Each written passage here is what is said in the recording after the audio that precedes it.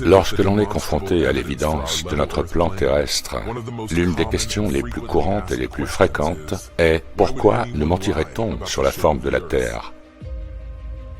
Pourquoi y aurait-il une conspiration mondiale pour cacher les vraies dimensions de notre maison? Quel serait l'intérêt de cacher notre plan terrestre pour commencer?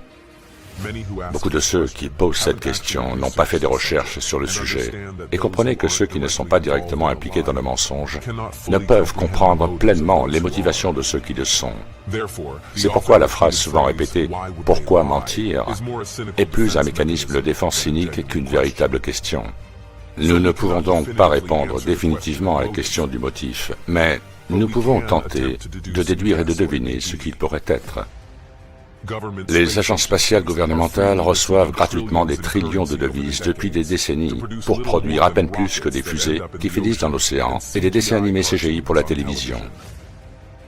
Le maintien de l'illusion est comparativement peu coûteux, de sorte qu'au lieu d'être une entreprise au coût surréel, il s'agit en fait d'une escroquerie incroyablement lucrative et rentable.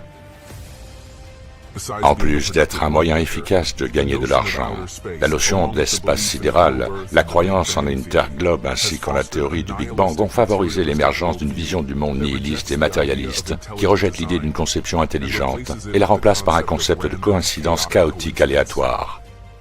Au lieu d'une conception intentionnelle des humains et de la Terre par un créateur, on nous enseigne que tout est venu à l'existence par accident et sans raison.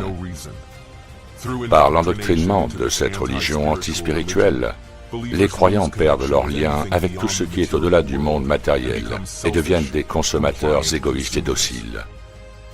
Ce qui ouvre la voie à d'autres manipulations. Les gens étant trompés et déconnectés de leur véritable fondement peuvent être menés n'importe où. Deux endroits vers lesquels nous ne sommes manifestement pas guidés par la tromperie du globe sont l'Antarctique et le pôle Nord.